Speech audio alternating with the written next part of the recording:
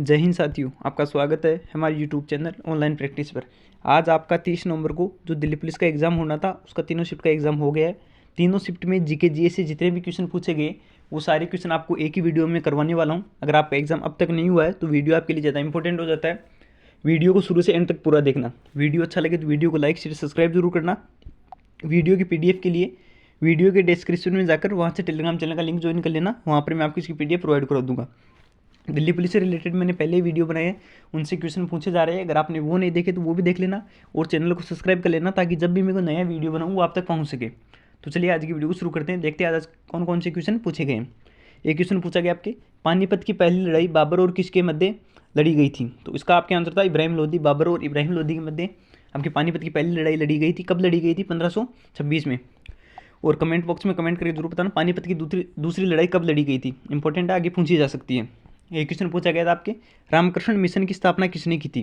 जो रामकृष्ण मिशन है इसकी स्थापना स्वामी विवेकानंद ने की थी। और कब की थी? 1897 ईस्वी में की थी। डेट भी इंपॉर्टेंट है, आपके आने वाले एग्जाम्स में डेट पूछी जा सकती है।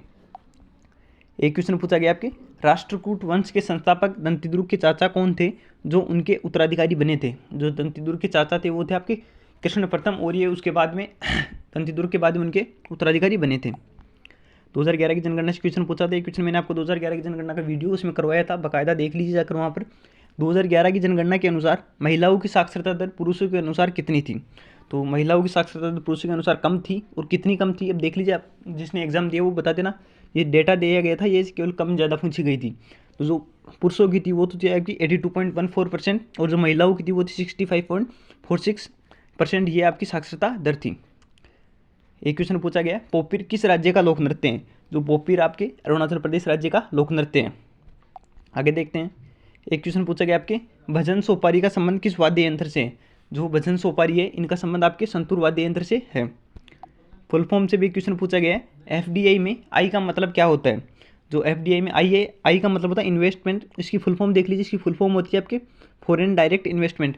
तो आई पूछा गया तो आई का आपके आंसर था इन्वेस्टमेंट। जिन्होंने इन्वेस्टमेंट किया है उनका आंसर सही था।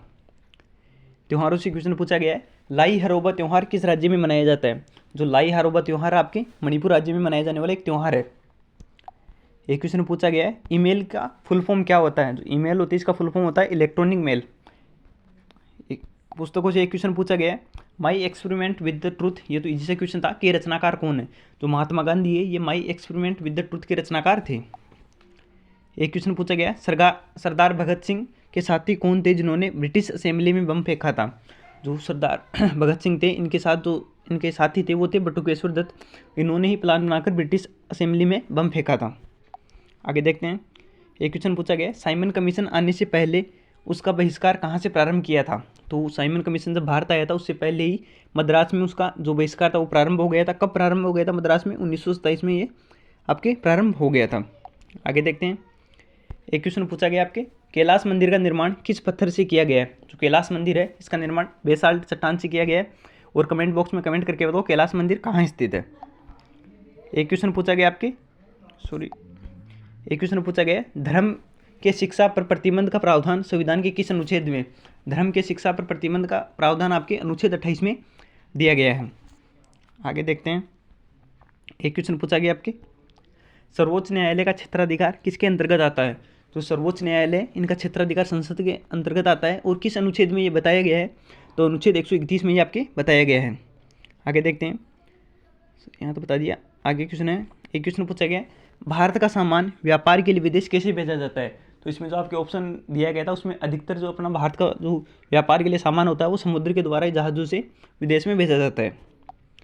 आगे देखते हैं। एक क्वेश्चन पूछा गया है, सर्वोच्च, ये तो शायद क्वेश्चन रिपीट हो गया, पंचवर्षीय योजनाओं का ये क्वेश्चन मैंने करवाया था आपको। भारत की अंतिम पंचवर्षीय योजना कौन सी थी जो समाप्त कर दी गई? जो भारत की 12वीं पंचवर्षीय योजना थी ये भारत की अंतिम पंचवर्षीय योजना थी जो समाप्त कर दी गई थी। इसकी अवधि कितनी थी? 2012 से 2017 तक इसकी अवधि थी। आगे देखते हैं। एक क्वेश्चन पूछा गया पॉलिटी का, 42वां संविधान संशोधन अधिनियम कब लागू हुआ? ये 42वां संविधान संशोधन आपकी हर शिफ्ट में रिपीट हो रहा है, हर शिफ्ट में। तो जो 42वां संविधान संशोधन आपके 1976 में लागू हुआ था। आगे देखते हैं। करंट का क्वेश्चन पूछा गया, फीफा वर्ल्ड कप 2022 की विजेता कौन सी टीम रही है? जो फीफा वर्ल्ड कप 2022 है इसकी विजेता आपके अर्जेंटीना टीम रही थी। आगे देखते हैं। ये क्वेश्चन भी आपके रिपीट हुआ, इसलिए बोल रहा हूँ पेपर रिव्यू देखा करो, पेपर रिव्यू से क्वेश्चन रिपीट हो रहे हैं आपके इस बार। नीति निर्देशक तत्व अनुच्छेद कितने से कितने तक है? जो नीति निर्देशक तत्व आपके अनुच्छेद 36 से 51 तक है। आगे देखते हैं, संबंध से क्वेश्चन पूछा गया है, रुक्मिणी देवी अरुंडले किस नृत्य से संबंधित है? तो ये आपके भरतनाट्यम नृत्य से संबंधित है। ये क्वेश्चन भी आपका रिपीट हुआ है। मुद्रा अवमूल्यन कब कब किया गया है? मुद्रा अवमूल्यन का मतलब समझ लीजिए। पहले मुद्रा अवमूल्यन होता है किसी दूसरे देश की मुद्रा के बदले खुद की मुद्रा को उठा लेना। जैसे डॉलर है, रुपया है, तो रुपये की कीमत कम कर लेना डॉलर से वो करने के लिए समझौता करने के लिए, उसे ही अवमूल्यन बोलते हैं। तो भारत में जो मुद्रा का अवमूल्यन है वो 1949, 1966, 1991 में किया गया है। साइंस का क्वेश्चन पूछा गया है, ग्रीन हाउस गैस कौन कौन सी है? तो इसका आपके उत्तर था, ग्रीन हाउस गैसों में जलवाष्प H2O होता है, कार्बन डाइऑक्साइड होता है, मिथेन होता है CH4, नाइट्रस ऑक्साइड N2O और ओजोन O3 और कुछ कृत्रिम रसायन जैसे फ्लोरोकार्बन होते हैं। तो आप देख लीजिए, मेरे को एग्जैक्ट पता नहीं ऑप्शन में कौन सा दिया हुआ था, जिसने एग्जाम दिया वो कमेंट बॉक्स में कमेंट करके बताना इसमें से कौन सा ऑप्शन में आपके दिया हुआ था। स्टैचू ऑफ यूनिटी भारत के किस नदी या राज्य के किनारे स्थित है? जो नदी राज्य में से कौन सा पूछा गया ये भी बता देना। अगर नदी पूछी गई है तो आपकी नदी नर्मदा, और राज्य पूछा गया तो राज्य आपके गुजरात होगा। और जो स्टैचू ऑफ यूनिटी है इनके वास्तुकार कौन है, कमेंट बॉक्स में कमेंट करके जरूर बताना। एक क्वेश्चन पूछा गया आपके, अमेरिका के राष्ट्रपति के पिता के नाम पर लिखी हुई किताब कौन सी है? तो जो अमेरिका के राष्ट्रपति के पिता पर लिखी किताब है वो है ड्रीम्स ऑफ माई फादर। ये किताब राष्ट्रपति के पिता पर लिखी हुई किताब है। खेल जगत से क्वेश्चन पूछा गया है, महिलाओं के लिए जेवलिन थ्रो का वजन कितना होता है? जो महिलाएं होती हैं इनके लिए जेवलिन थ्रो का वजन आपके 600 ग्राम होता है। आगे देखते हैं, पुर्तगाल से कौन सा विदेश यात्री आया था? जो पुर्तगाल से भारत की जिसने खोज की थी वो तो वास्को डी गामा। ये कहाँ आया था? केरल में एक जगह है कालीकट, वहाँ पर ही पहुँचा था। कब पहुँचा था? 1460। तीनों ही क्वेश्चन इंपॉर्टेंट है, आज ये पूछा गया है, कल अगली शिफ्ट में आपके दोनों पूछे जा सकते हैं। आगे देखते हैं, एक क्वेश्चन पूछा गया, भोजन बनाना कौन से काल से शुरू हुआ था? तो ये तो अनादि काल से शुरू है भोजन बनाना तो आपके। आगे देखते हैं, एक क्वेश्चन पूछा गया है, विक्रमादित्य की उपाधि किसने धारण की थी? हिस्ट्री का क्वेश्चन है, इसका आंसर था आपके चंद्रगुप्त द्वितीय। चंद्रगुप्त द्वितीय ने विक्रमादित्य की उपाधि धारण की थी। अगला देखते हैं, जुआरी नदी कहाँ से संबंधित है? जो जुआरी नदी है ये गोवा राज्य से संबंधित है आपकी। आगे देखते हैं, ये क्वेश्चन एग्जैक्ट बता देना किस हिसाब से पूछा गया था। इसमें दो तरीके हैं, दोनों तरीकों से बच्चों ने बताया। कौन सी पंचवर्षीय योजना में 2 दलों में पंचवर्षीय योजना गठित थी, या निम्नलिखित में से किस पंचवर्षीय योजना को 2 बार लॉन्च किया गया था? जो छठी पंचवर्षीय योजना थी ये 2 बार लॉन्च की गई थी। आगे देखते हैं, एक क्वेश्चन पूछा गया है, राष्ट्रीय आय में कौन सी आय शामिल नहीं की जाती? जो राष्ट्रीय आय होती है इसमें अनुपादक राष्ट्रीय ऋण पर ब्याज को शामिल नहीं किया जाता है। आगे देखते हैं, एक क्वेश्चन पूछा गया, उदारीकरण शब्द किससे संबंधित है? जो उदारीकरण शब्द है निजी व्यक्तित्व गतिविधियों की एक सीमा पर सीमाओं को हटाने से जो अक्सर अर्थव्यवस्था से संबंधित हुई है उसी शब्द को उदारीकरण कहा जाता है। आगे देखते हैं, एक क्वेश्चन पूछा गया आपकी, किसी व्यक्ति को 2 राज्यों का राज्यपाल घोषित करना हो तो वो किस अनुच्छेद के तहत किया जा सकता है? अगर एक ही व्यक्ति को 2 राज्यों का राज्यपाल बनाना हो तो वो आपके किस अनुच्छेद के तहत किया जाता है? तो वो आपके अनुच्छेद 153 के तहत किया जाता है। आगे देखते हैं, एक क्वेश्चन पूछा गया, भारत ने बैडमिंटन में थॉमस कप कब जीता था? 2022 में करंट का क्वेश्चन था। 2022 में भारतीय टीम ने भारत बैडमिंटन में थॉमस कप जीता था। ये कई बार पूछा जाता है थॉमस कप का संबंध किससे है? तो बैडमिंटन से थॉमस कप का संबंध है, वो भी पूछा जा सकता है। एक पूछा गया आपके, तीजन बाई किससे संबंधित है? तो तीजन बाई आपके पंडवानी से संबंधित है। आगे देखते हैं, एक क्वेश्चन पूछा गया आपके, भारत ने हॉकी के खेल में कितने ओलंपिक पदक जीते हैं? भारत ने हॉकी के खेल में टोटल अब तक 11 पदक जीते हुए हैं। आगे देखते हैं,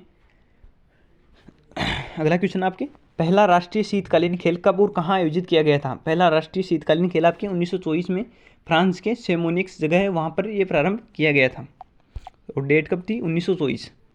एक क्वेश्चन पूछा गया, RRR फिल्म के नाटू नाटू गीत को कौन सा पुरस्कार दिया गया है? ये नाटू है तो उसको दिया गया प्रतिष्ठित गोल्डन ग्लोब पुरस्कार दिया गया है। आगे देखते हैं, एक क्वेश्चन पूछा गया, कोकण रेल लाइन कहाँ से कहाँ तक जाती है? जो कोकण रेल लाइन है आपके ये जाती है आपके महाराष्ट्र, गोवा, कर्नाटक तीनों राज्यों से होकर ये गुजरने वाली लाइन है। एक क्वेश्चन पूछा गया आपकी, चीन के किस शहर की जनसंख्या 90% से अधिक है? तो चीन के 4 शहर है जिनकी जनसंख्या 90% से अधिक है, वो है चोंगकिंग, संघाई, बीजिंग, चेंगडू। ये 4 शहर है। इनमें से देख लीजिए आपके ऑप्शन में कौन सा हुआ दिया गया था। एक क्वेश्चन पूछा गया, महान्यायवादी के विषय में क्या सही है? तो जो महान्यायवादी है इनके संबंध में भारत का महान्यायवादी भारत सरकार का कानूनी सलाहकार होने के साथ साथ देश का सर्वोच्च विधि अधिकारी होता है। आज की वीडियो आखिरी क्वेश्चन देखते हैं। ड्रीम्स फ्रॉम माई फादर पुस्तक के लेखक कौन है? तो बराक ओबामा इस पुस्तक के लेखक है। तो आज तीनों शिफ्टों में जितने भी क्वेश्चन पूछे गए तो करवा दिए। अगर वीडियो अच्छा लगा तो वीडियो को लाइक शेयर सब्सक्राइब जरूर करना।